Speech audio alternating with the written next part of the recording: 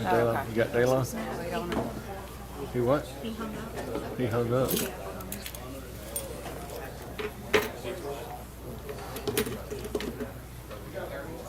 not receiving calls. Okay. All right. Y'all ready? We'll take off. All right. I want to welcome everybody to the June 7th, 2022 meeting. Time is 6 o'clock. If I get it, approval of the agenda. So moved, Chairman. Second. Second. All in favor? Aye. Aye. Let's have it. Tim, I think you said you'd open us up. Stand, please, and we'll pray. Father, thank you for your love and your mercy, Father. Thank you for all the men and women that serve our community, Father, from the Sheriff's Department, the Police Department, EMA, this Board of Commissioners, the staff that runs day to day, Father. Thank you for their hard work and their dedication. Father, we ask you to look after us and provide for us, Father. We ask you to bless us with your wisdom and guidance, and may everything we say and do be pleasing in your will and in your sight. We ask in Jesus' name. Amen. Amen. I pledge allegiance to the flag of the United States of America and to the republic for which it stands, one nation, under God, indivisible, with liberty and justice for all. Thank you, Mr. Ingram.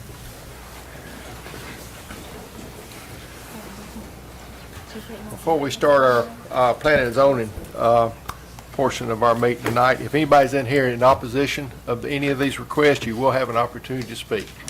Mr. Petrowski, you want to? Chairman, our first item this evening is a request by Michael and Stevie Tidwell. This is a conditional use to allow a trade shop. Any kind of trade shops like electrical, HVAC is a conditional use in the C2 district. The Planning Commission has recommended approval of this request. So Tidwell's here tonight. You want to speak on your behalf?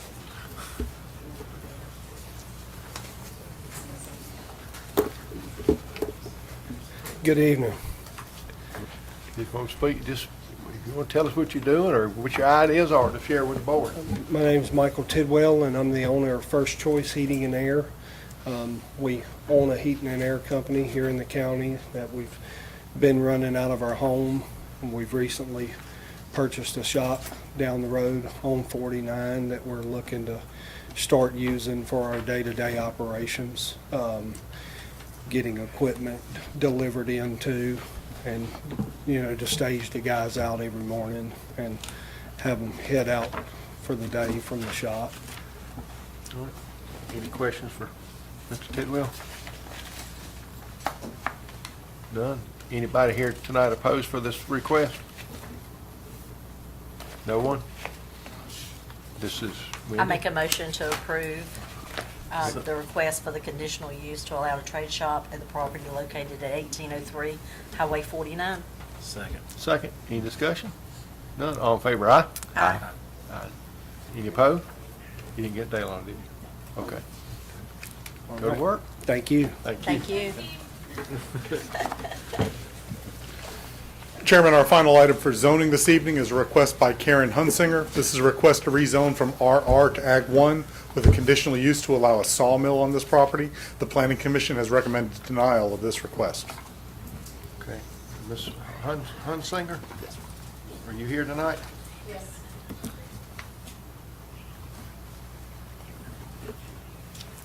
Okay, the item that we put there is a portable sawmill. It's not a full-size sawmill. It was put there for the use of my father-in-law.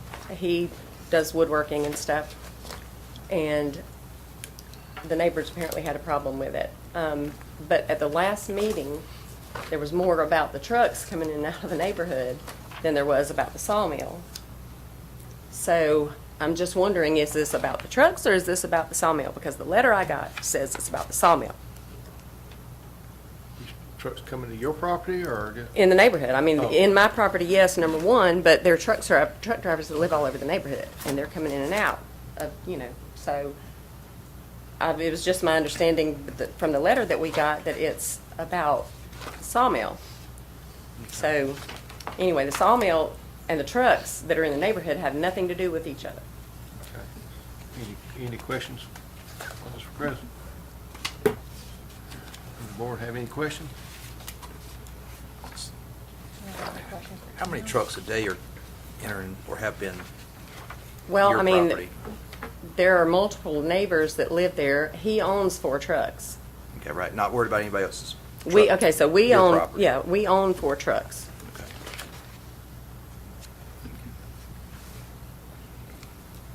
Any other questions from the board? You own 4 trucks. Do they have anything to do with the sawmill, or is that totally separate? No, it's totally separate.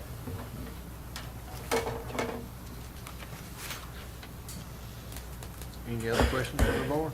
And I would like to also say that the last time when we were in front of the board, they said they were going to request denial for it because there was too much opposition, and there was literally 4 people that stood up. We have a signed petition that had 60-some odd names on it from all the neighbors, except for the few that have an issue, which really is just two actually, that are neighbors, and then one that don't even live on Oak Valley. She lives on Kelly Road.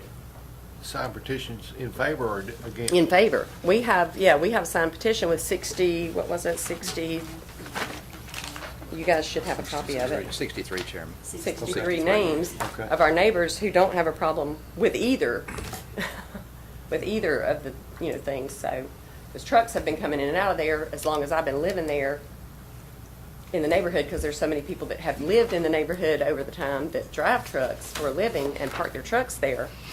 And I've lived there for 24 years.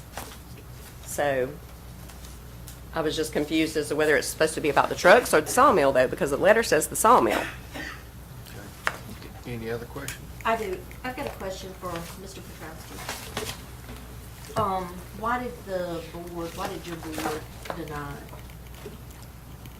I'd have to go back and read the minutes. I don't remember if they specified a specific reason for denial. It Do you says, recall what their concerns were? It says not Future land map use? not conform to future land use map.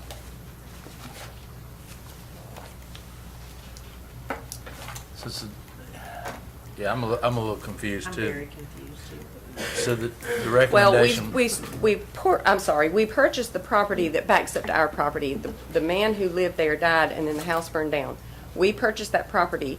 These trucks have been coming in and out of there for years, and, in the whole neighborhood.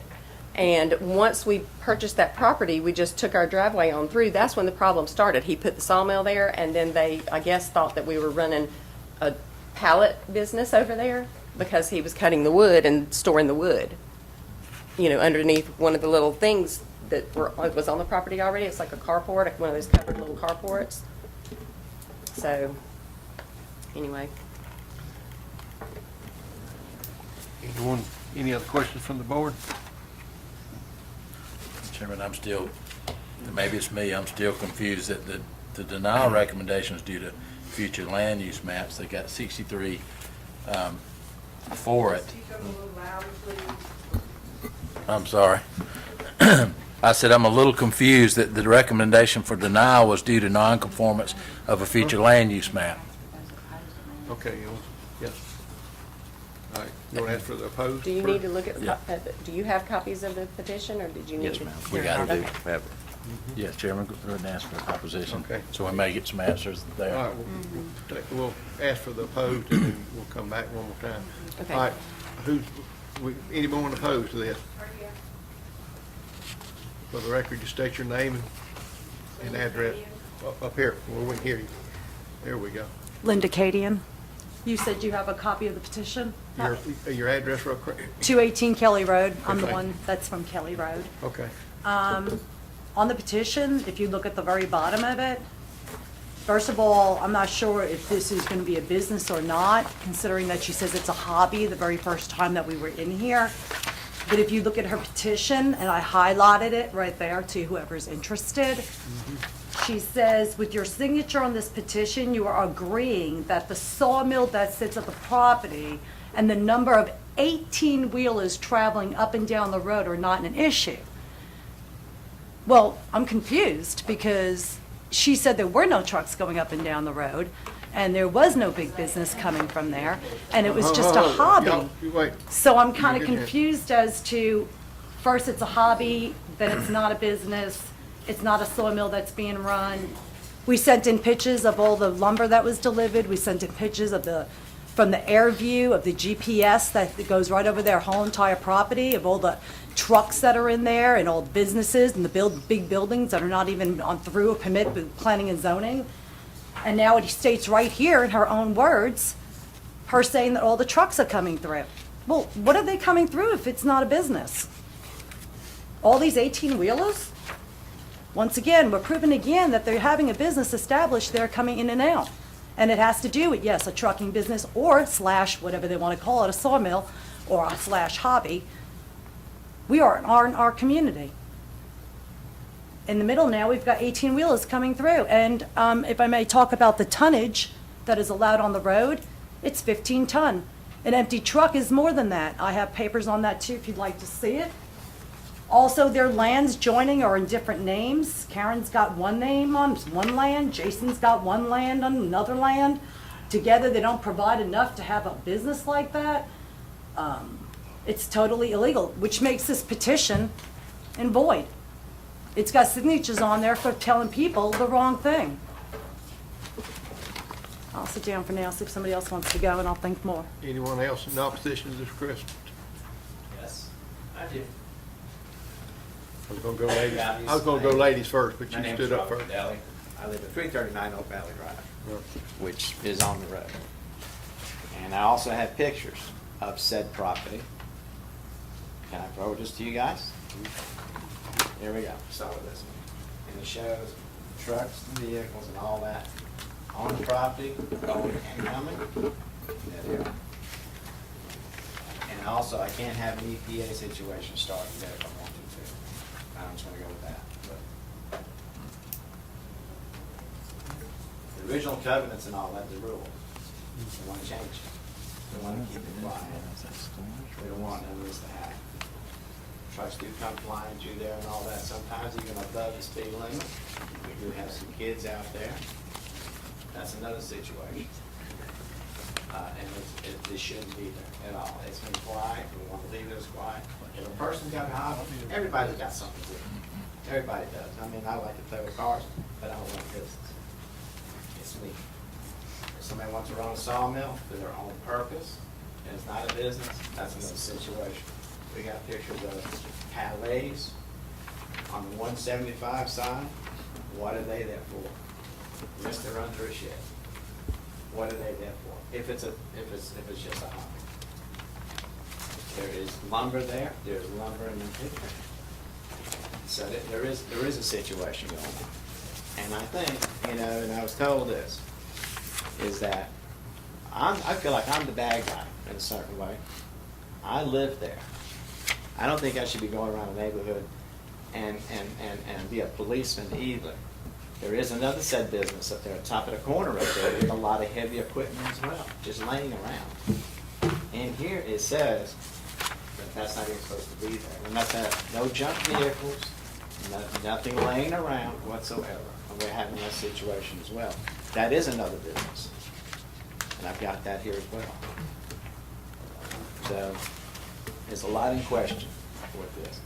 Again, if somebody wants to run a little sawmill and all that for personal thing, making railings or what have you for their own use, that's fine. But a bunch of palets, where is that coming from? I mean, we want peace and quiet. We want deer to run through there. We want all that, We don't want trucks running through there. We've got pictures of that too. They're on phones right now. I can't make copies of it. But one day a truck come flying in there and all that stuff. And when he got down the road and all that, where they had to redo some work, actually at the bottom of the road, the county just done some work. They had to put some pipes under there. Cars don't crush that. Trucks do.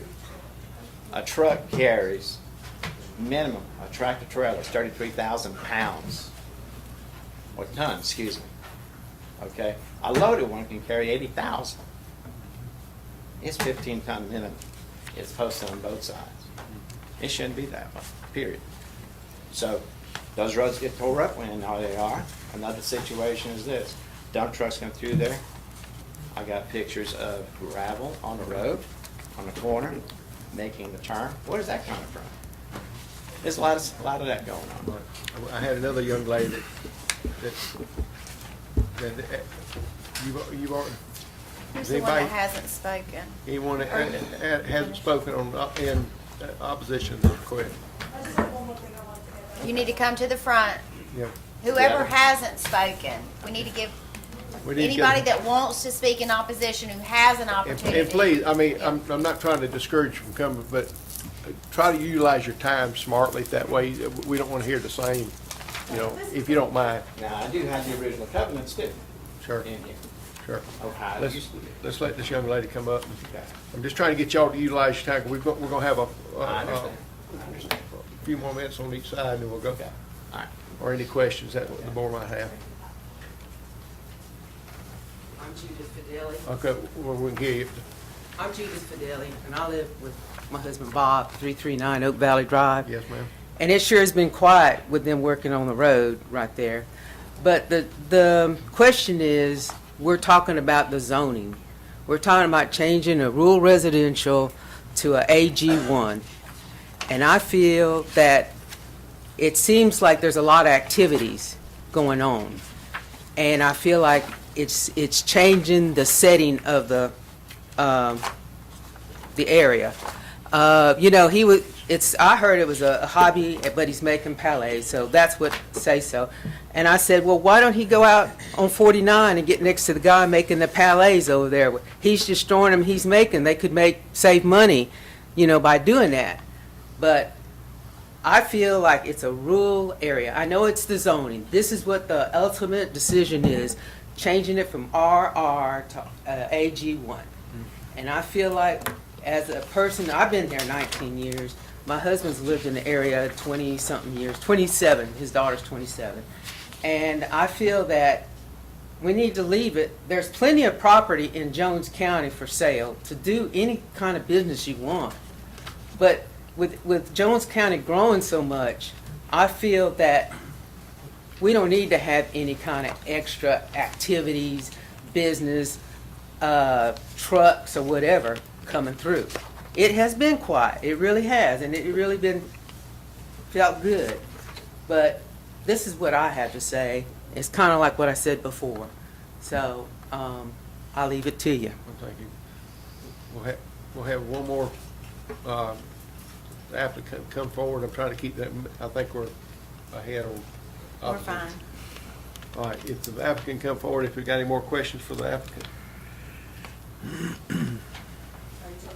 Yes, I'm sorry. Oh, I'm sorry. Yeah, I'm sorry. Ms. Well, you have one that had something else to say, and they're still within their 10 minutes. You wanted to finish opposition. You want to finish? Okay, I'm sorry. Listen, Okay. we got, if somebody hadn't already spoke. The first one, yeah. All right, come on. Yeah, I'm just trying, we're going, This we're is trying still to in keep everybody opposition. even on time. So what we're going to do is get this and then we'll get This may be back. totally irrelevant or not, but the fact is that we had been here a month ago, and we had spoken with the person who's in charge of planning and zoning, Mr. Tim, I don't remember his last name off the top of my head, but anyway, he was assuring us that he was going to go out there and look at it, because that's his job, is to go out there and look at the place. He told me to call back in a week, and he had not gone. When I contacted his supervisor, Mr. Risner, knew nothing about any of this. So, just to let you know that they did not go out to even look at the place yet, Ma'am, which needs to be done. we're not doing personnel, we're doing zoning right now. That is planning and zoning.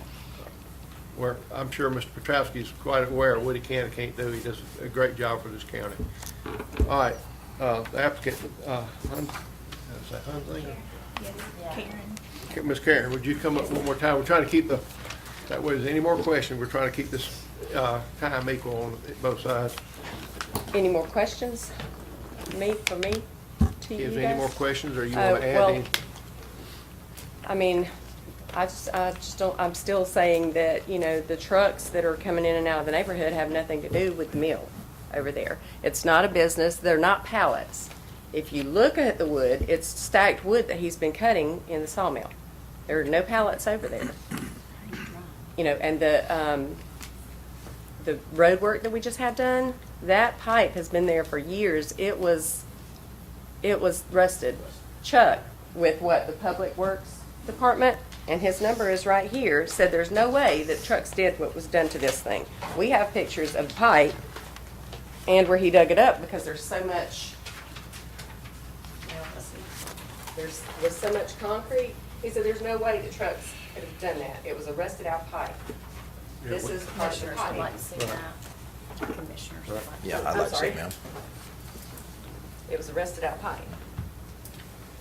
This is the concrete that was over it. He said there was no way that trucks did that. But, you know, there again, there are tons of trucks that have been coming in and out of that neighborhood for years because, you know, there's truck drivers that live there. Any more questions for Ms. Karen? Chairman, I do. So I guess so you have 4 trucks that are part of the sawmill, or you just have 4 No, trucks? they have nothing to do with the sawmill. He just has he owns some trucks that he runs as well. And he parks them in our house. I mean, he's got friends that, you know, have trucks, you know. I mean, we have had trucks come over there before, other than his, but, you know, we know a lot of truck drivers, but there's 1, 2, at least 3 truck drivers that live over there now. There used to be about 6 that lived over there, and as she stated, there is a business up there on the road already that somebody's running. He does a lot of stuff, you know, work on trucks and stuff. And he also does a lot of trucks, I think, on county, or work on the county trucks. And they got a picture of a truck, the truck that they showed the last time, the picture of the truck. I believe it was actually the truck that was bringing in the equipment that, because it wasn't even in our driveway, I don't think, or going in our driveway. And not to mention, we've had to call the law out there. One of my neighbors called the law out there because they were harassing her, taking pictures of her, pulling her truck in her driveway. And they were on my property. When she pulled up, I have 2 neighbors that caught them on my property. So we had to call the law out there because they were on the property, and she was concerned because they're harassing the neighbors. I have another neighbor that they were doing the same thing to the same day. Another truck driver. So, you know, I mean, I just don't understand. These trucks that if he's been there 19 years, then he should have seen trucks coming in and out of there this whole entire time, because I have. I've seen them for 24 years. They've been coming in and out of there. Commissioner Wood had. Yes, ma'am. Going back to you said it was a recreational use for the sawmill. Sawmill, yes. Are any of the products, slats, boards, things coming off the sawmill, are they sold? No, Or they're is it still for- sitting there right now, Right, actually. well, are there any plans to sell? 'Cause that would signify commercial No, business. no, So it's a because home shop. he remodeled our house. He just remodeled our house. You know, we have wood floors. He did a lot of stuff for that. And he just, you know, I mean, he's retired, and he just has been doing that. He didn't have room or have the means to cut it at his house. So we just bought the sawmill, put it there for him. And, you know, that's where he's been, and he don't even cut wood, maybe, I mean, he hadn't cut wood, how long's it been now? At least a month? You did cut a few? Okay. We're So- running out of time, we're so running out of anything time. else in support? Is there anything else in support? Okay, it'll need to be pretty, it'll need to be quick. If you're here to brief, support, but- yes. we got. We're trying to keep this even, you know, it's like I said. I just got a couple things I need to Yeah, say. both sides were limited to 10 minutes, but we're. Ronald Hunsinger, and it's my saw and Jason, we bought the saw together, and it's for me. I enjoy doing woodwork. I cut the wood. I've got a little shop at my house that I plane it and I build things, build them for the neighbors, build them for my family, and I'm not making any money. Any wood that I have cut wood for friends, they pay me for the gas and for a saw blade. But that, I mean, I'm not doing it to make a living. And that's all I need to say. I mean, it's definitely not pallets. There isn't a pallet on that property. So, that's Where we at? You've got about an hour. It'll be the last one on the, go ahead. We need your name too, please.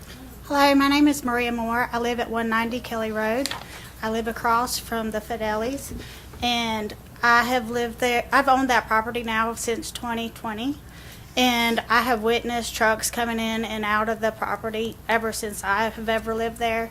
My husband's a truck driver. We've been married for 15 years. He drives a truck, and nothing has ever been said about him parking his truck there, ever. He comes home every day at lunchtime and eats lunch with me. Mr. Hunsinger is retired. Ronnie Hunsinger is retired. And when we age, we have to have something to do to keep us going. Jason Hunsinger knows that. He's just lost his sister. And, you know, your family means a lot to you. So he wants to keep his dad going. So, of course, he's going to have support his dad's hobby. And then as far as the noise of the sawmill, I live right across from the Fidelis. I have never heard it, and I'm there during the daytime whenever it's being run, and there's no noise. The only noise that you really hear is from the rock quarry. And if you live in between two rock quarries, you're going to hear noise. And then, like I said, the trucks have been they've been there the past 23 years that I know of. So I think you have one more in opposition, to even, probably even. All right, we got one more for opposition, then even it up, and then we're gonna call for a decision. I'm sorry? We've got one more on opposition to come forward. Go. Anybody on opposition want to come forward? I got a question. I'm sorry. Why does the zoning, again, Rob, why does the zoning have to change for one sawmill? For one sawmill, why does the zoning have to be changed from an RR or whatever it is to H, whatever it is? I mean, what's the reason for that? What kind of changes does that do for our area? Can that allow single wide trailers or what have you to come in there? Tim, real quick. Explain that to me. Right. And you can, if you don't mind having a seat. Have a seat, that way, Sure, just real quick, sure. and we'll call for a decision, Tim. The only mention of sawmills in the regulations is as a conditional use in the agricultural district. That's why the rezoning is necessitated. And even though it's portable, it still has to be. We have to ask you to confirm, even though it's portable, it still has to meet the conditional use. Yes, sir. If they're operating it there, it needs a Okay, conditional That's use. the reason for the storm. Okay. Yes, sir. All right. Did you have a question for Tim as well? Any questions for? I do. Wendy? Sure. Oh, well, thank you. Is there any opportunity for variance or anything different that does not change the zoning, so we don't have those issues that the neighbors may be concerned about going to Ag 1? We could pursue a text amendment to alter the regulations to allow sawmills and to some kind of different standard to allow sawmills. Right, but the danger in that is that that affects all RR if we do that. Okay, thank you. Yes, sir. Okay. I got one question, Chairman. Did the P&Z board have any discussion about, because it seems like we heard the very first thing was, is it about the sawmill or is it about the traffic? And what could or couldn't be going on as far as business-wise? I see our job is to determine whether the planning and zoning is suitable for personal use of the sawmill, which was what was requested and would be the only thing we're voting on. So was there any discussion at that board or anything that come out of it pertaining to anything other than personal use of a sawmill? I don't remember the board talking about anything, concerns about commercial activity or not. I don't remember that factoring in on their decision.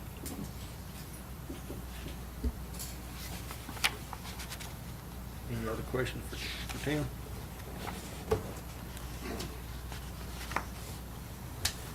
Any other questions from the board? What's the board's wishes?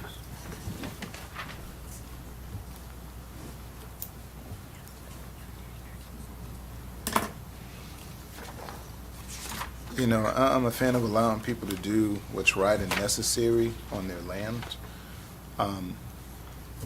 I don't live there, but he has tremendous support from the neighbors. I haven't heard a complaint about the sawmill being an issue. Did I miss that? And I did arrive a few minutes late. My apologies. He'll work with people that spoke in opposition. I There were, think you missed those. yeah, it was what, 4? Yes. Right, and there are, unless my eyes deceive me, 63 people in support, is that? Okay. But I didn't hear any complaint about the sawmill, is that correct? Did somebody complain about the actual sawmill? No, okay. With that in mind, I'm inclined motion to approve the rezone from RR to Ag 1 with the conditional use to allow the sawmill. Second. We have a motion, we have a second. All right, any more discussion? Chairman, I just want to reiterate that the only thing we're voting on is whether personal use of a sawmill should be allowed on this property. Nothing about the roads, nothing about the weight limits, nothing about the noise, no nothing about trucks. the trucks, No, this nothing is about just about- other businesses or whether we're doing our job or not doing our job. Just about the personal use of a sawmill on this property. Right, recreational personal use. 'Cause personally, I mean, I didn't know until I asked him earlier, and I asked that question, I asked him again. I didn't know that you couldn't use a portable sawmill on your property without this. I think, John, you were the same way. Well, it was Ag 1 property that I've had a We're the man same way. come. You and I, how many times we've had lumber sawed up on our places, so that's Right. kind of surprised me. But any more discussion? None? All in favor, aye? Aye. Any opposed? Ayes have it. Thank you. We move on tonight for, let me get back to the agenda. I'm gonna get it, right here. Ah, found it. What would I do without y'all keeping me straight? All right, we got a consent agenda and approval of minutes. We had the work session on May 17th, 2020. We also had a third Tuesday on May 17th, 2020. If y'all had opportunity to, 2022, excuse me. If y'all had opportunity to review the minutes with no changes, I entertain a motion. So moved. Second. All in favor, aye? Aye. Ayes have it. Okay, we start with new business, Fleet Enterprise Management Agreement. Mr. McDonald?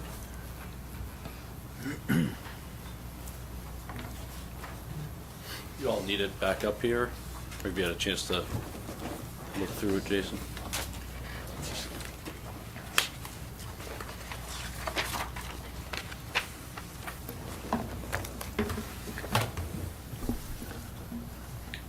Hopefully it's not 168 slides. I don't think that's the one that I brought. That's our packet. I'm ready. If you just want to tell me kind of when to scroll to the next one. Okay, do you want me to recap the offering? Yeah. Sure. So, the goal of the project is to ultimately reduce the overall age of the fleet. Won't get into the specifics there. Reduce downtime and expenses, mainly on the maintenance expense that the county has had based on the design of how the program has been run in the past. And then really increase the efficiencies and look at lowering the overall cycle point down to about a 2.5 year, with flexibility obviously built into that. You can go to the next one, Jason. I think some of the bigger points of it is the budget component. So the year one spend and savings, I think, is where some of the recent focus is going to be on. So we're looking at replacing 52 of the county vehicles in year one. The lease costs for that are approximately $452,000. You'll lower that expense with the existing equity in the 52 vehicles that you'll sell to kind of line up with a lease budget of $326,000. There is potential benefit of cycling out of some of those vehicles in 12 months with a recapture within the lease equity of $57,000. That would further reduce that, but the baseline budget is $326,000. Year one annual maintenance savings is $103,000, and then fuel savings of $49,000. Again, that's because we're replacing older vehicles on an average of approximately $215 a month, putting it on a different program that flatlines the average maintenance cost of about $50 a month per unit. That's where you're going to see that savings, and then much better fuel economy on newer vehicles is going to lower your overall fuel cost.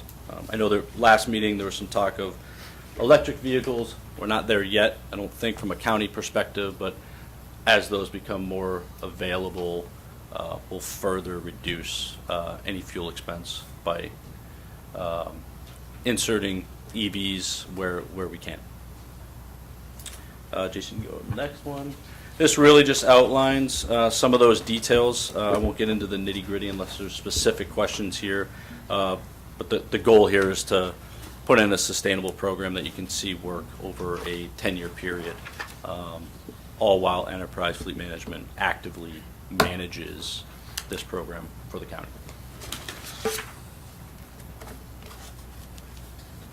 The other 164 slides are not mine. So. That's what we have, so if there's any additional questions on the program, I can answer them. Any questions? We using today's fuel cost, or was this based on an average national average? We used an average fuel cost of $3.50. Reality of that fuel cost is probably a little bit high based on taxes, and we didn't earmark what I taxes just we don't filled up pay. on the way up here, so I have to disagree. It's rising. That's a little low. It's probably gone up that much since the first time we run the model, Mhm. unfortunately. Yeah. But the reality is that if we put that in here, it would make the fuel savings actually higher. Right. So 350 is conservative. So it looks like the fuel savings stabilizes after year 4. Is that because we've rotated all our vehicles out and gotten to the better fuel? Yeah. Design a model is to show you sustainability. Right.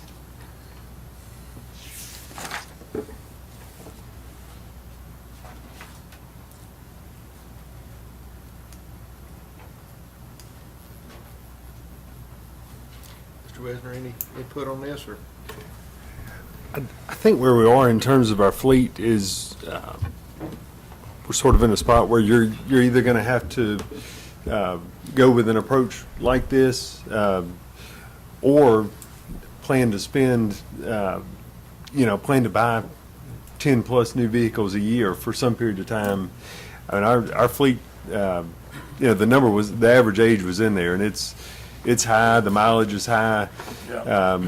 And I can tell you, I've been in the vehicles and crawled in them and under them, and they were in rough shape. And I think we've heard that from our department heads, and that's a frequent topic of conversation in my office is, we've got a vehicle that's, 15 years old and it needs $3,000 worth of repair. Do we do it or not? And so I think you're either going to have to make a decision to go with this or something like it, or make a conscious decision to spend a lot more on new vehicles every year. The drawback to that is we don't get the reduced maintenance costs, and in terms of having part of this is a maintenance plan that would reduce our costs at shops. They have arrangements with shops. It helps us track all the maintenance on vehicles, and we don't have those things now. So I think those are an added benefit of going with this type of approach. So I think that's kind of where we are in terms of our fleet at this point. I guess my question, they've been to us, we're always talking about bids and stuff. Have we actually, is there, these are the only people doing this? I just want to make sure we do it, apples to apples as far as, because, we've always, Commissioner Mark told us, we bid, and have we, So I think no is the short answer to your question. We haven't been through a formal process in terms of bids or proposals on this. But and this is more a legal question, Ashley and I haven't talked about this, but so Enterprise procures the vehicles through Sourcewell, which is a national purchasing cooperative. Okay. And so in our purchasing ordinance, it says that if you buy through a purchasing cooperative, you don't have to go through the bid process because it's been through some type of competitive process. And so I feel like you're covered if you wanted to just go with this. But to answer your question, we haven't been through a formal RFP. That's why I was asking, are we doing this right, or are we, jumping the gun on it? I guess that was the question I had. So we need to postpone the next meeting, so you and Jason can look at this and make sure we're doing. And that's fine, because Jason and I haven't had a chance to take a look at it. I mean, I certainly trust what he's telling you all as far as the procurement process, but if you all would like for us to sort of dig into it a little bit more, we'll be happy to do Just that. make sure we don't make any mistakes. Are there any other companies that offer it through Sourcewell? That I don't know. Any other fleet management companies that offer the service through Sourcewell? That I don't know. There's one other company. Yep. So Sourcewell awarded it to 2 fleet management companies. So, and you can see that's all public, obviously. So you can see that through the Sourcewell contract. Enterprise was first position on the award. And there are hundreds throughout the country that have utilized a piggyback approach off of Sourcewell. We're not trying to waste your time, but That's we just okay. want to make sure that this board, we strive to do everything by the book. I hate to sit there and realize that we got ahead of ourselves and didn't check into it, so. Yeah. And I would. Captain Douglas too had his hand raised. Come on. I'm curious, You got a gun, come how on up. this will. You got a gun, come forward. Are we going to fall under this as well? And if so, are we going to be limited in what type of vehicles that we're going to get for our needs? Something I hadn't been able to ask him is is Enterprise going to tell us what kind of cars we need, or are we going to be able to tell Enterprise what type of vehicles The we need? gentleman's right here to ask Right, good. Just some questions. This is Captain And, Douglas of our Sheriff's Department. Remember, he's got a gun, so And- answer correctly. Trying to figure out where we're going to get our vehicles fixed. That's a question we have as well. So are we falling under this? Is the sheriff's office falling under this plan that you're going to vote on? And if so, how does that affect us? No. Okay. I had them run this without the sheriff's office vehicles included. Okay. Well, my work here's done. Daylon's gonna put all electric cars on your fleet. Well, we might have to try one eventually.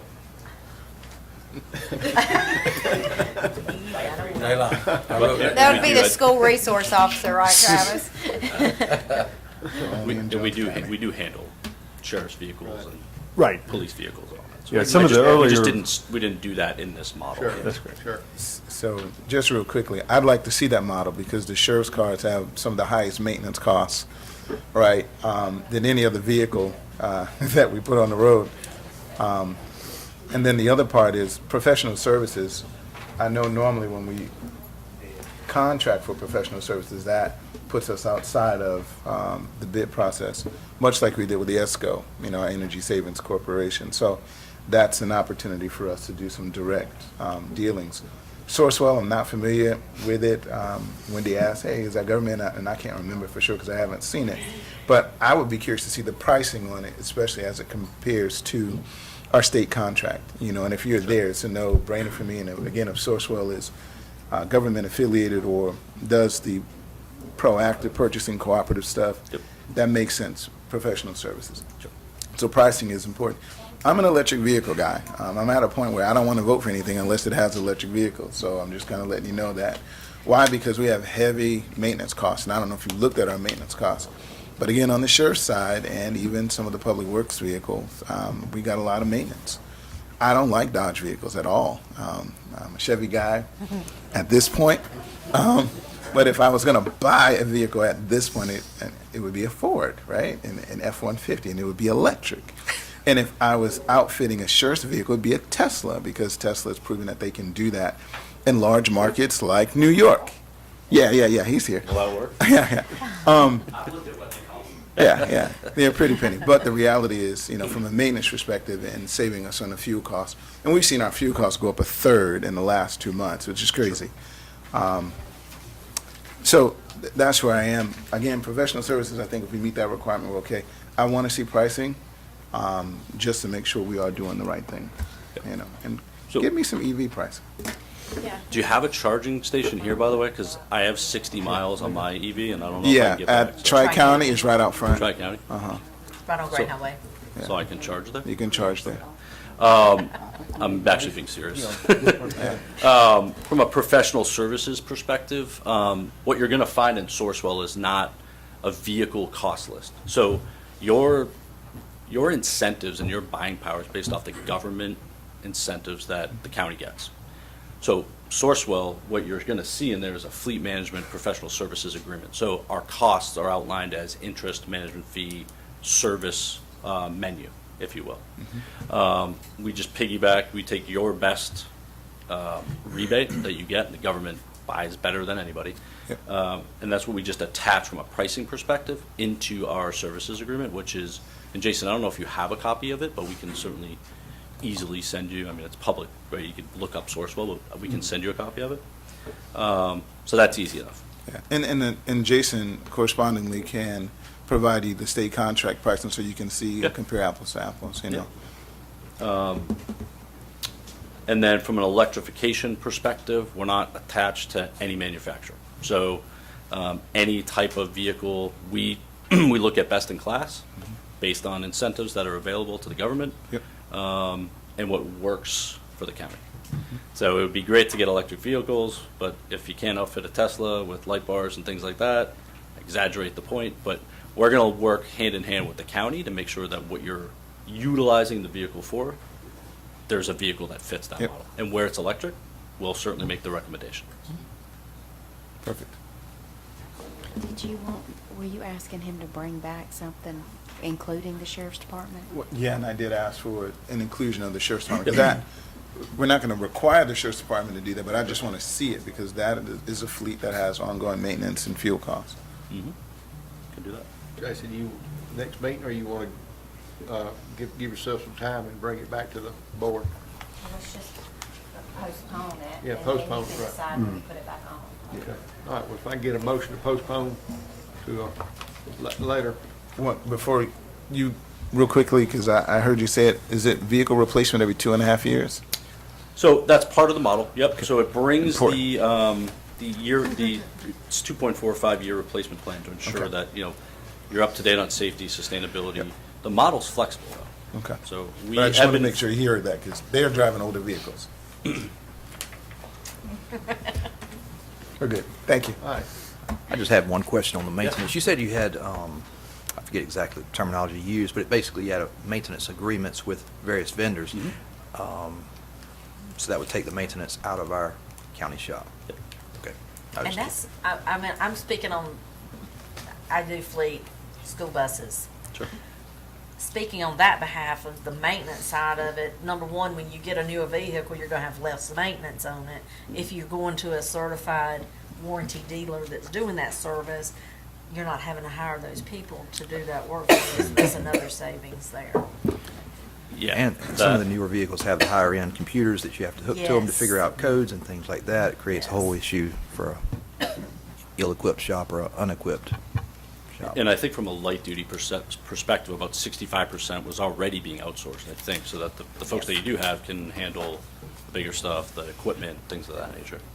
Well, and if they're coming back with information regarding if the sheriff's department were included, Captain Douglas had the question about where they would get the repairs made. Getting serviced and about the outfitting of it, we're going to drill holes all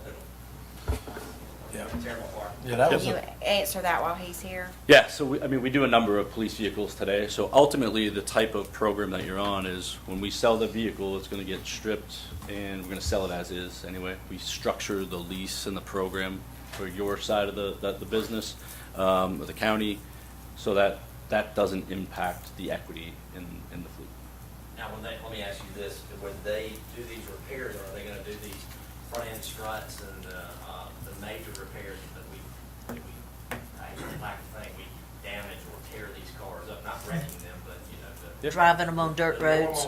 Wear and tear of having an emergency driving over the speed breaker at 45 miles an hour, whatever, and they're going in front of you. That's the question Yep. I have. So the only difference from a maintenance perspective is there's two different maintenance programs. The two different maintenance programs, the fixed and budgeted is not for that type of use vehicle, So that's but what I have a it's question about. yep, but it's still an outsourced program, so it operates the same way, but it's a pass through.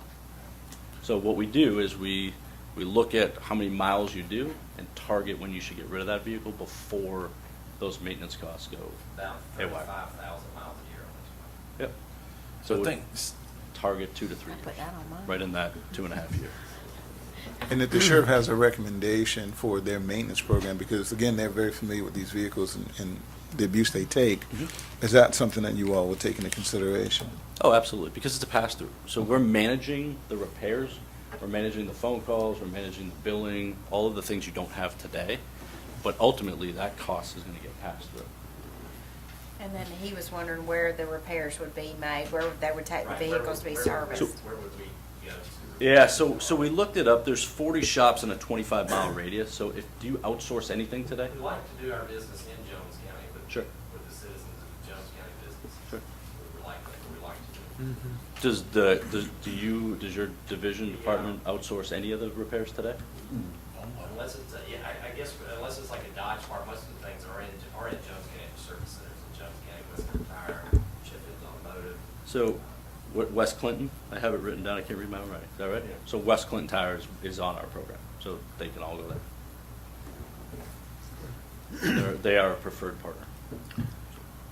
And can others, and if Sheffield is not, can they get on the preferred partner list? Yeah, because we like a great commercial tire, we, try to just, get the best pricing for the county on those repairs too. So we're having a little competition at the moment, but some people get good prices. As long as they're willing to sign up, I mean, to be a preferred partner, we obviously vet them out from an insurance perspective and make sure that they're, on the up and up from an insurance perspective. There's a technology that we use. It's not an enterprise proprietary, it's a system-wide in the fleet business. Yeah, it's where they say the breakdown's gonna take 2 hours. Yeah, and the whole PO system goes through the approval process, all goes through the technology software. So as long as they're willing to do that, it's not typically an issue. That's good. No more questions. I need a motion to postpone to a later date. So moved. Second, Chairman. Second. Second to postpone to a later date. Y'all doing good. All in favor, aye? Aye. Ayes have it. Thank you, sir. Thank you. We're gonna get y'all under doing it right. Public Defender's Office, FY '23 budget. There we go. Good evening. How you doing? What time you get out here, Earl? I'll do the best I can. You know, we're gonna try to rush you. I'm just saying. I understand. We represent indigent defendants in Superior Court, probate court here, juvenile court, and also drug and mental health courts. The state pays for a portion of our budget, and then the 8 counties pay for the remainder. And the percentage for each county is done on a per capita basis. So for instance, in the circuit, Jones County, I believe it's at 17.66%. And the amount of the budget this year is the same as last year. The total for Jones County for the whole year would be $115,402.10. And that comes to about $9,600 per month. And just so you know what the counties get out of that, that funds 5 assistant public defender positions, 2 administrative assistant positions. That includes benefits. They are state benefits. And then as well, that's office supplies. We have 3 offices, Milledgeville, here in Gray, and then Greensboro. So that's what the county covers. So. Motion to approve the Public Defender's Office fiscal year '23 budget. Second. Second. Any more discussion? None. All in favor, aye? Aye. Thank you, sir. Thank you. Okay, if we can get a motion to postpone number 3 for a later date, they've asked to. Motion to postpone number 3 to a later date, Chairman. Second. All right, all in favor, aye? Aye. Okay, we'll move forward to Independence Fireworks.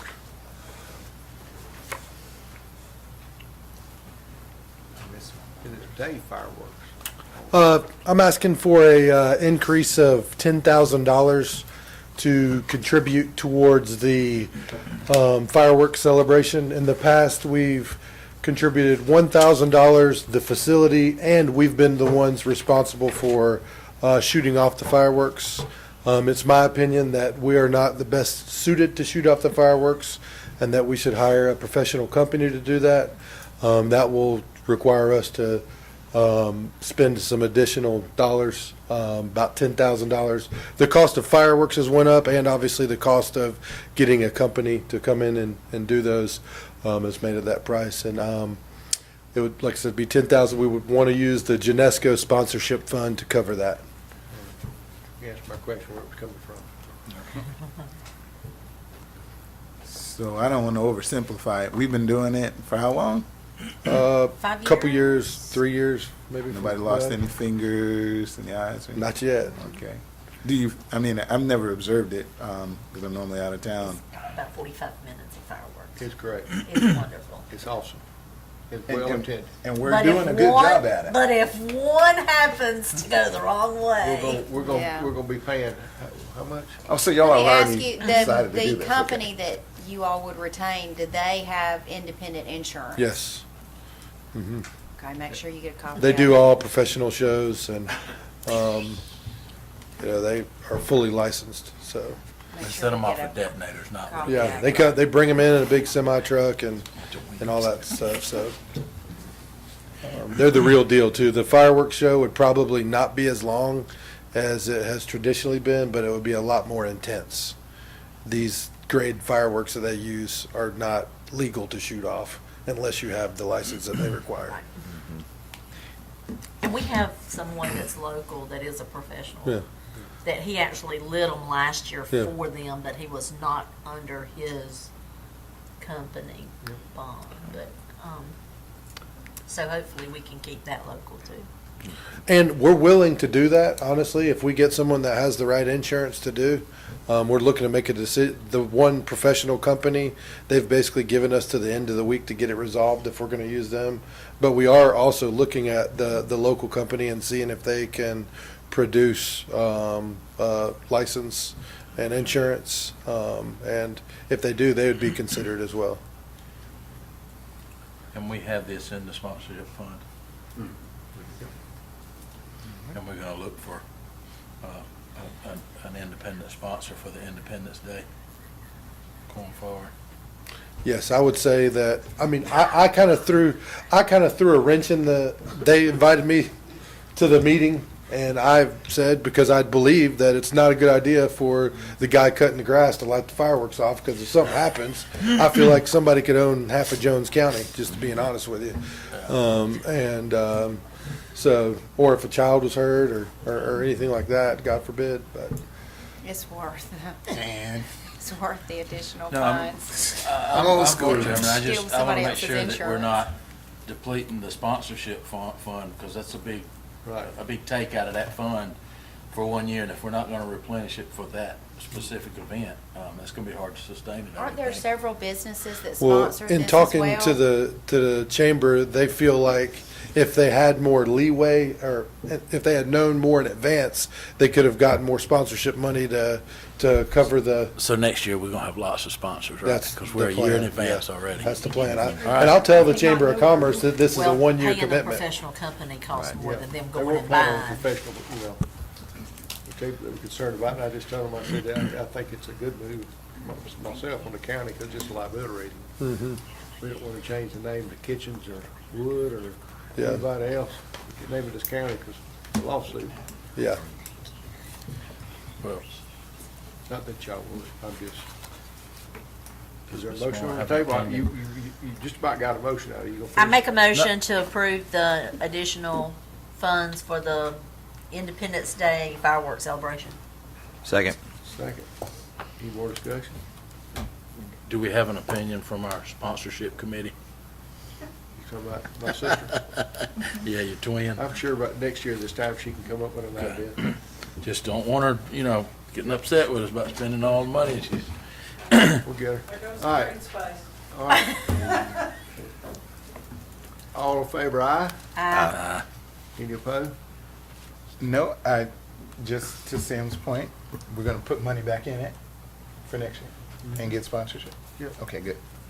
Thank All you. right, thanks. Thanks. I was wondering you gonna go there, yeah. Hey, you know, I'm still wanna light it. Oh, you'd like that, would you? They'll save one just for you.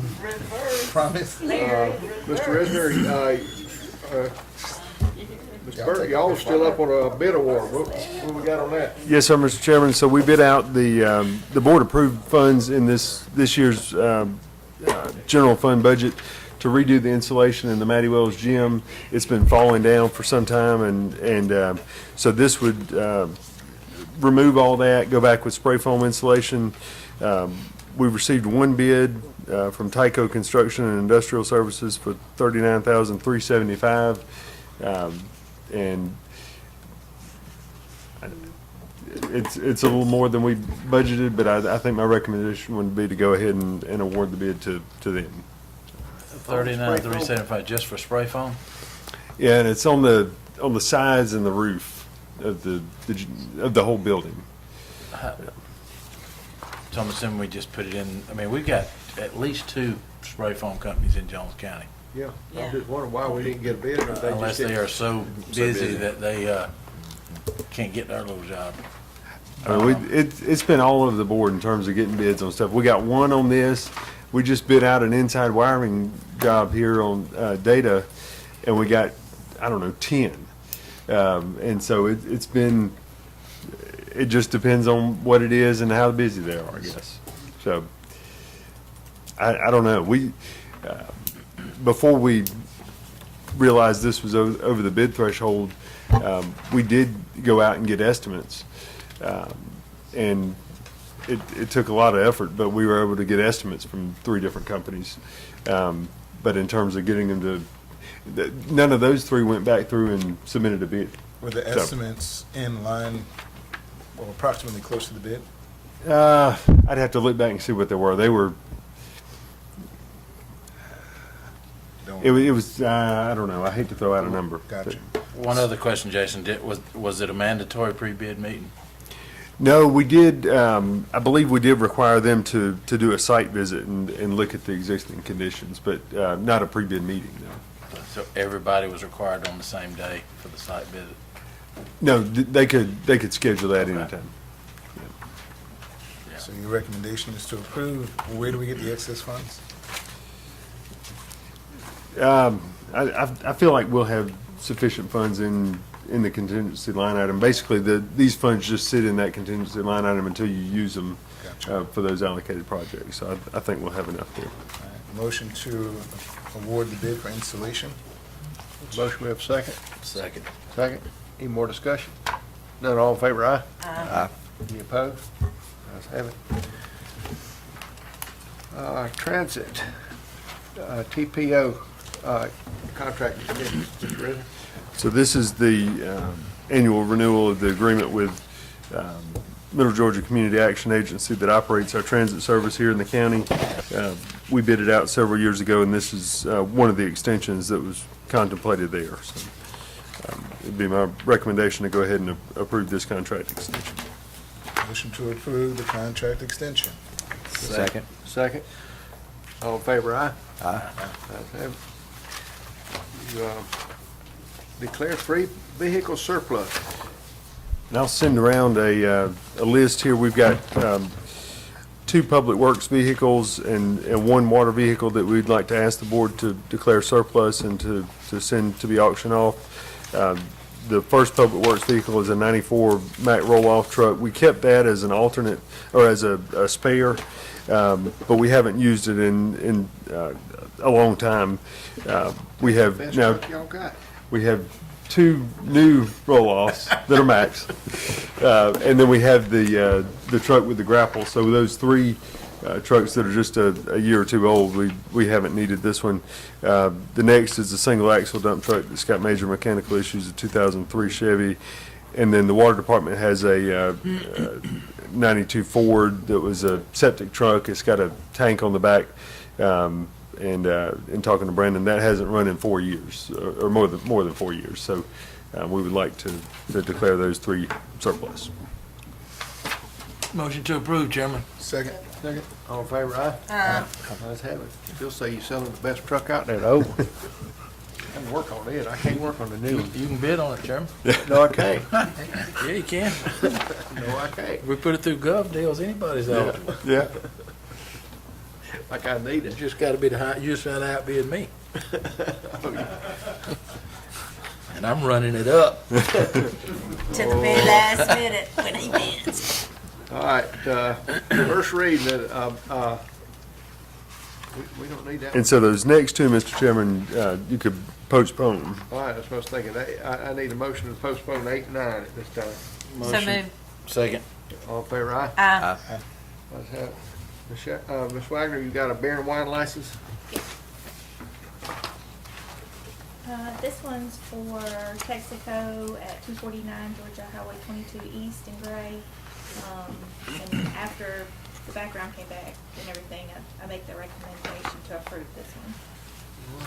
Motion to approve, Chairman. Second. Second. Any discussion? All in favor, aye? Aye. Got it. Old business.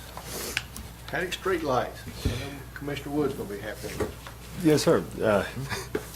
So we talked about this a while back. We got two bids. There was a substantial difference between the two bids.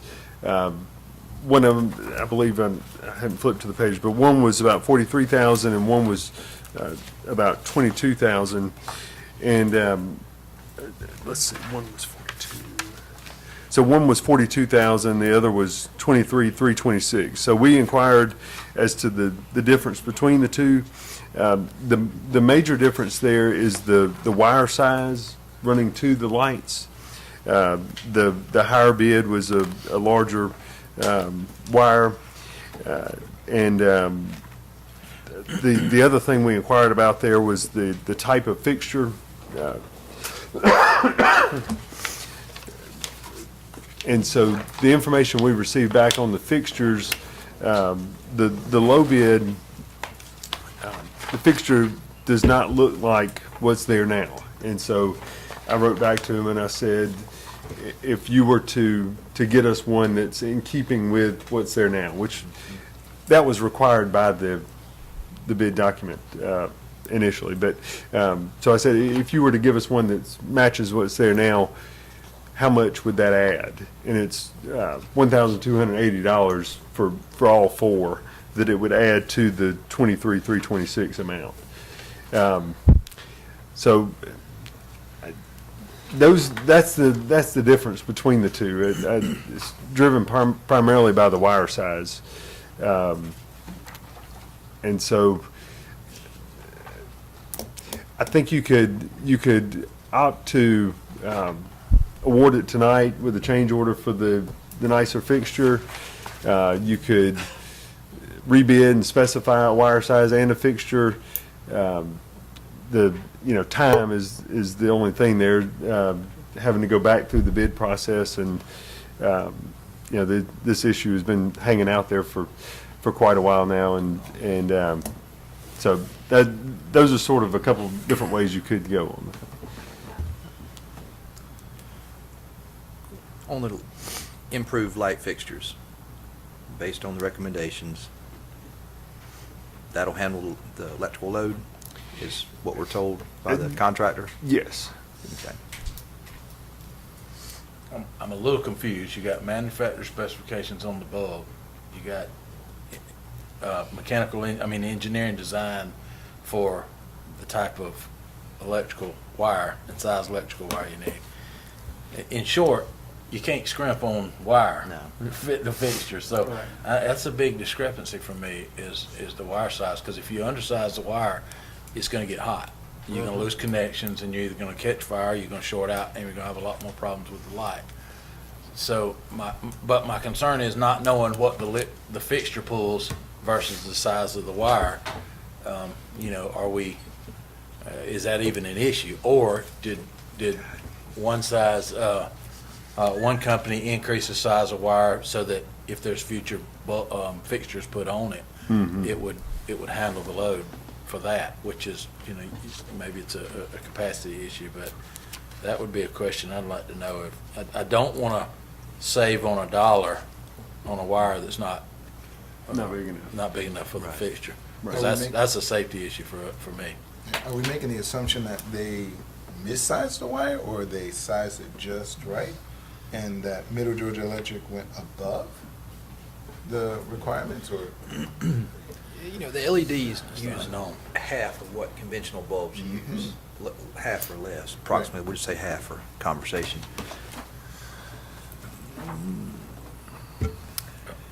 I don't have the spec in front of me, so I can't say, oh, yeah, you know, they use 6 gauge, 12 gauge versus something else. So, and it's 4 lights, is that right?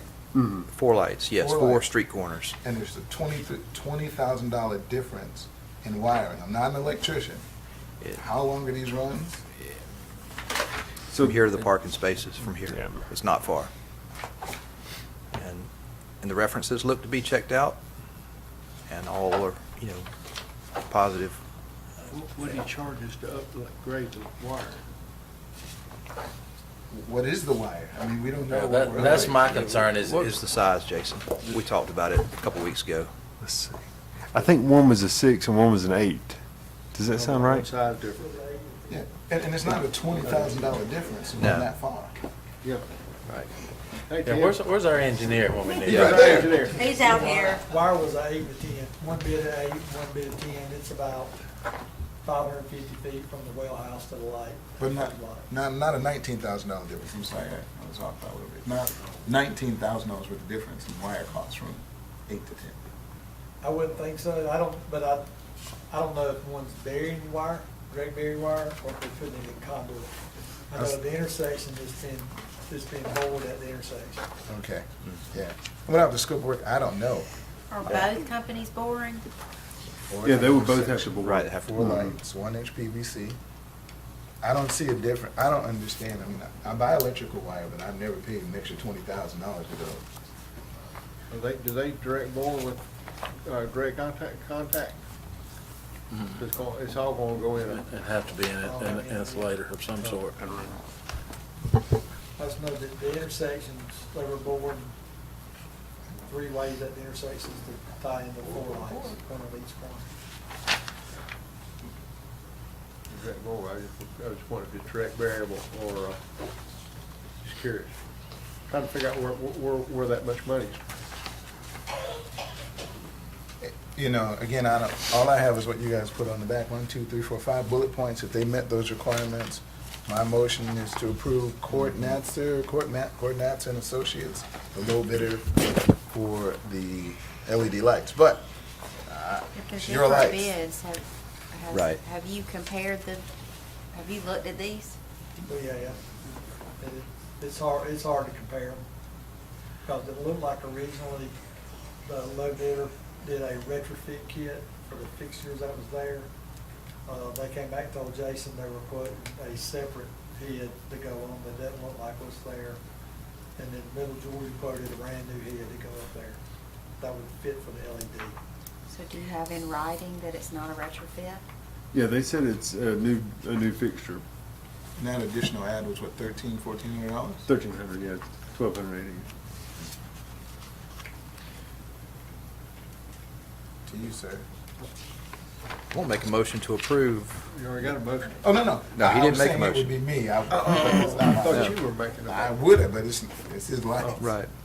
I'm gonna make a motion to approve the award of the bid to the Court Tezer and Associates out of Cumming, Georgia, in the amount of $23,326 plus the add-on for the updated or upgraded light fixtures.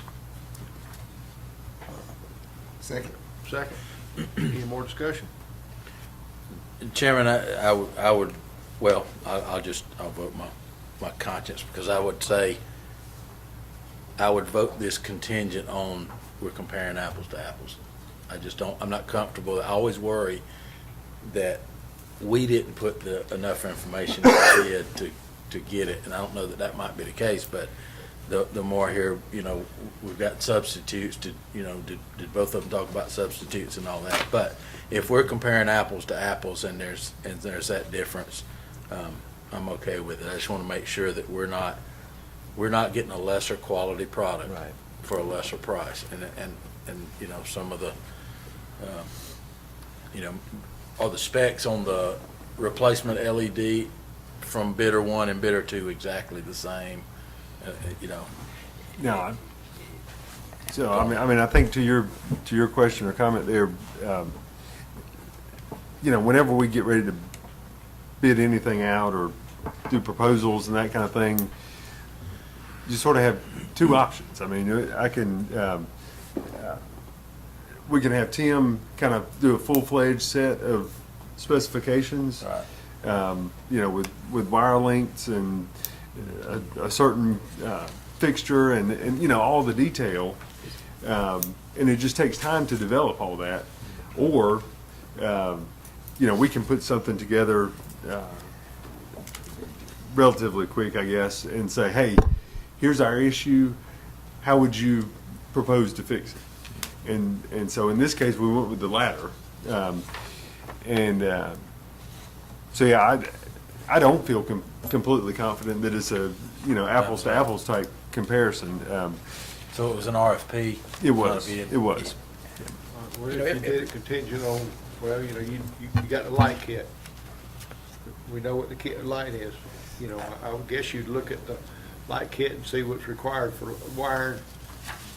So wait, real quickly though, because you want to offer an amendment to that. Sean's got to do Well, that. maybe different Yeah. light He can kits accept too, it, but I'm- Yeah, with different my- foot candle readings and Yeah, glare and all of that. My concern is, well, with it being an RFP, you can discuss, and it's already been opened, you can discuss with both bidders. Unless we just have to have it done this meeting, if we could have it next meeting, we could contingent on it being apples to apples, or we can postpone, rescind the motion and postpone until we get more information that we are apples to apples. Apples to apples. That's what we look, I mean, Clarify apples to apples so I understand what you mean by that. They have to have the exact same light fixture, or do they just meet the requirement of the bid? The problem with the requirement of the bid is we ask them to give the requirement. So how can you get apples to apples out of that? Because I mean, I may have interpreted it differently and gave you something different. well, we did put out that we want an LED bulb of certain candle watts. matches the current Yeah. lamp. Needs to be in keeping with the historical fixture that's there. It doesn't need to be some modern type fixture that doesn't match. And we don't want to, this job was done several years ago with solar, probably against, you know, what Didn't certain last people- long. Didn't last long. Didn't, certain people wanted it, certain people didn't, but this is the way it should have been done at the get-go. And we don't need to do this again for 10 or 20, 30, 40 years. It needs to last and stand the test of time, because we don't need to keep throwing money in the projects. We have many other improvements. Haddock needs many other improvements. We need to have this done and done correctly the first time, or first time under my watch, and hopefully the last time. It's your motion. You want to stand it is, or you want to amend it? We'll amend it, and we talked about getting some clarification on, or maybe get apples to apples and revisit next meeting. How does that motion need to be adjusted, We actually? just need to Why don't you rescind your Okay. motion? rescind your motion and start back over. Yeah. Just rescind your motion, we'll start We'll back rescind my motion on the award bid on this Cortez and Associates out of Cumming, and Second. We had a rescinded on the, okay. All right, now, we've got, all in favor, aye? All right, now, start back over. Not trying to confuse No, you're good, you're good, I'm not Get this confused. right. Yeah, we need to be right, because, We don't get it straight. You're Jason, doing fine. your recommendation on getting apples to apples, I'm confident that the wire size is good, but if we wanted to upgrade the wire size, so in case we expanded more streetlights down the way in years to come, we could. That is a possibility. I could request, Because we've been doing this, talking about this, we voted for it to go out to bid in October, and here we are in June, and, Yeah, we ain't done I'm it afraid yet. we're gonna be in October, and they're not gonna be up yet. Yeah. And that's, Haddock is dark at night. I mean, it can be compared to a lot of different things, but it's dark. I could request from them, you know, what the change order amount would be, going to the larger wire size. And, I mean, that's simple. and I, Also want the bigger fixtures, right? And we want the better fixtures. make sure the fixtures are compatible with what we had. Within keeping of the downtown paddock. And could I send something to both of them and say, hey, if you used this specific fixture, what would the change order, add or deduct look like if you used this specific fixture? Well, I think you need to get in touch with both and say, send me a picture of what you proposed Right. using. I've And let us got make a that. decision. I've got that. And And one let- of them was close to what's there, one of them was not. And so that's how we got to the $1,280 increase to go to something that was closer to what's there now. Let me ask this, Jason. The fixture that was sent in that is more close now, how does it compare with the other? Because I have not seen them. That's something you can probably share with me via email or. Yeah, stop by your I can office send and those to look you, at it. yeah. Well, all we need to do is let Jason go back to them, and then we won't need a Jason to get some more information to try to get closer comparisons, so then Okay. y'all know what these numbers are reflecting. And so Well, our let's size just make that a way. motion to postpone. Motion to postpone. Second. All in favor, aye? Aye. Got it. Can we include the wire sizing? That's what, Yeah, Jason's gonna get that information. I think that's in the, oh, Shannon gonna get you. Who wants to go first tonight? I was lost, I didn't have Department page head. numbers, I didn't. You good? Things are going good. We got a little 7 and 8-year-old team playing for district championship tonight in Macon, so hopefully they do well. We switched to Little League this year, so in theory, we could have a team make it to ESPN this year. If they keep on winning, so I'd be excited. That's great. Everything good. Mr. Resnick? I don't have anything. What we gonna get to? Nothing, sir. Oh. What we got now, citizens' comment. My sister wants to come up. Y'all do know this is my twin sister, right? Mm-hmm. Y'all are just 10 years different in age. That's right, we were twins. We both named Quick Chris. so We've already resolved that. We've been doing that for quite some time, haven't we? Yeah. I'm starting to feel like a redheaded stepchild. First I got left off the agenda. We still love you, though. Sorry. Then I found out I worked all year so I could pay for one night of fireworks. The reason I originally wanted to be on the agenda was because I am the owner, operator of Genesco Marketing, and I am the one that sells the sponsorships for the Recreation Department and the Genesco Fund that he was referring to. Several years ago, I had spoken to the commissioner that was over the Recreation Department about an idea I had at the time of trying to come up with creative ideas to raise money. And one of the ideas that I had was for this the walking track here and the gym. I approached this commissioner about possibly approaching Genesco Academy alumni to have a wall of fame or wall of memory or in honor of, whatever you want to call it, to raise money for the sponsorship for the gym and the walking track. At the time, I was told that that wouldn't be possible because it would be how was it worded? Because it was a white school. And so that wouldn't work for the county to have alumni from a white school. Well, I don't see the difference. It was the alumni from the school that was in this building. And I don't care if they're purple. If they are willing to invest in a wall that'll bring money into our county, I don't see a problem with it. So I would like for you guys, and Sam had a great idea a while ago, to come up with another small committee of how we can approach the different options of sponsorships and what to do with the money that we bring in. Because originally it was supposed to be for green space and parks and things like that, which I don't think it's ever been used for. But I would like to see y'all make some kind of decision about how we can approach this and about possibly seeking the opportunity to have a wall.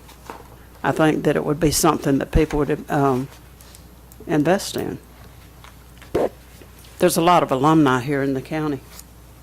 A lot of people So- left here too that I can see that would be, you know, Well, and there's people who've passed away too. that's what I'm saying. There's- I know my ex-son-in-law, you know, he graduated from Genesco, as well as my girls. A lot of smart people went to school there. I'm just saying, Commissioner Martin, you. I had to throw that in there. Sure. Okay. So anyway, I don't know how y'all want to handle it, but I would like for us to be able to pursue that project, to be able to bring more money in. Well, like I said, we definitely put it on the next meeting, and we can visit it for sure. Okay, when you say next meeting, are you talking about a work session, or, because I don't want to come back and sit here an hour and a half to have a minute on the floor. I'm sorry, I'm just being, Okay, no, I know, well, we ain't done too bad tonight. I thought it was gonna be worse than that, so. yeah. Yeah, you'll be on the next agenda, and we can talk about it then and make a decision.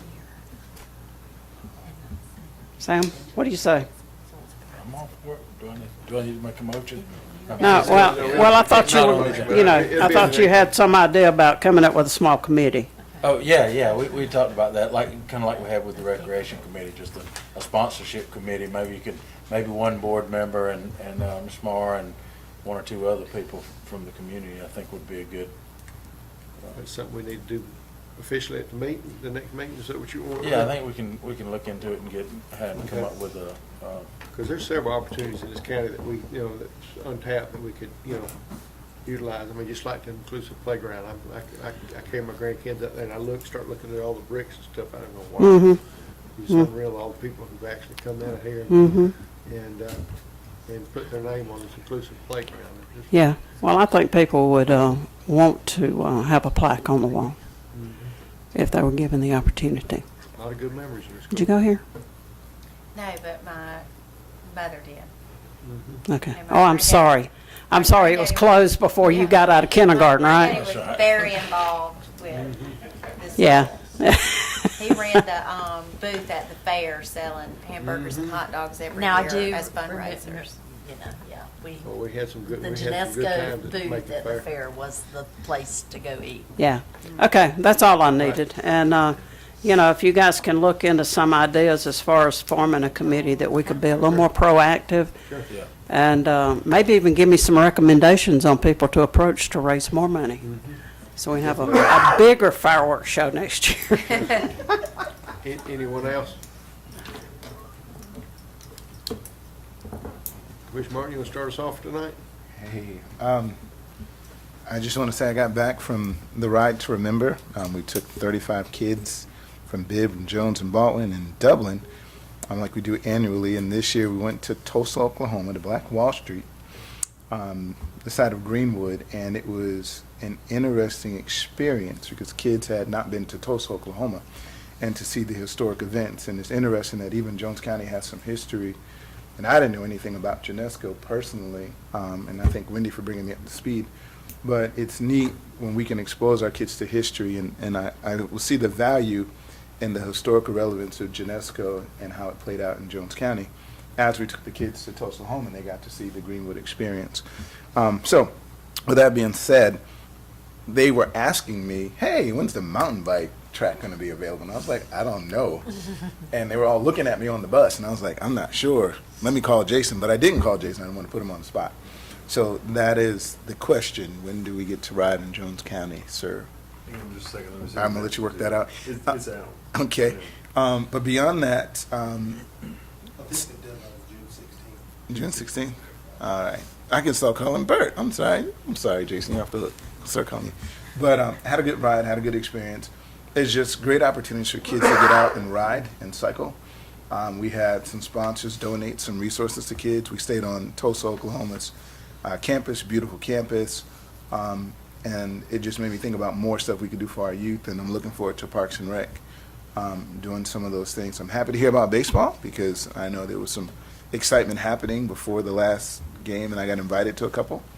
And I'm hoping that our team continues and goes forward. And I appreciate Bert, too, for coming out to the track meet to support the youth track. Beyond that, other than youth in this summer and just hanging out, I hope everybody has a great summer. I'm going to miss you guys at the last meeting because I'll be in the Dominican Republic thinking about you guys. Is that the next one? Yes, the next meeting I'll be going. I'll call in, though, to let you know how great it is. Sure. We won't School hold our teachers. breath. You're going to FaceTime that one, right? School teachers, yeah, on the beach. 2 for mojitos. So, but I appreciate everybody keeping up the good work, you know, and the stuff that people are trying to do. I'm looking forward to water and seeing what we really get to do with that.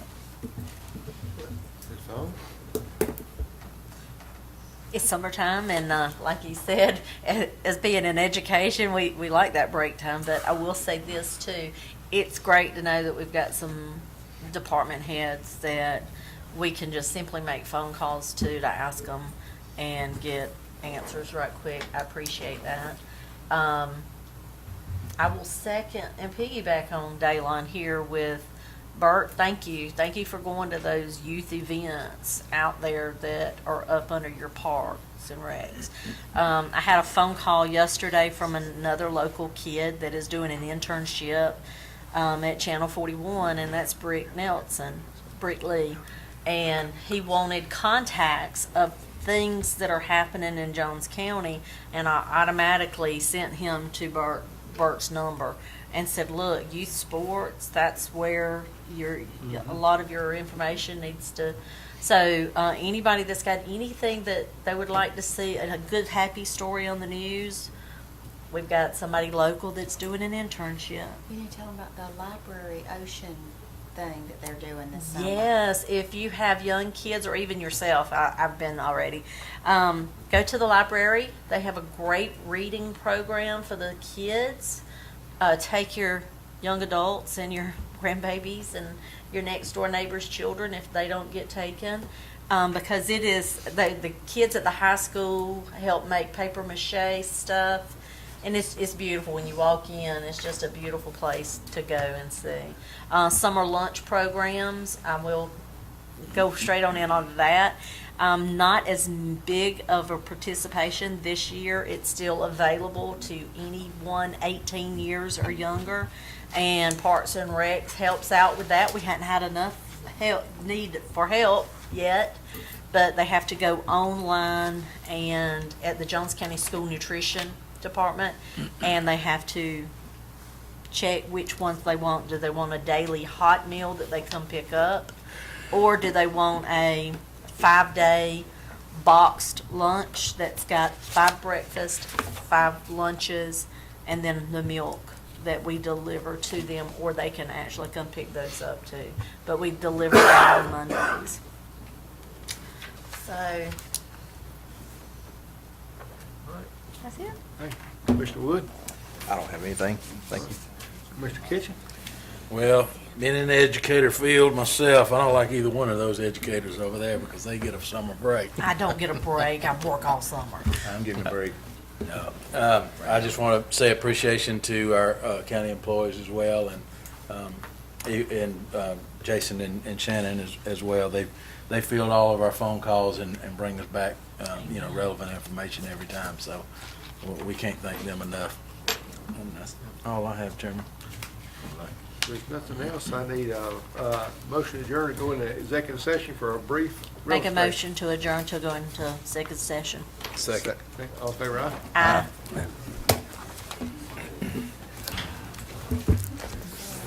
Yeah, I remember when your mama was going to school, huh?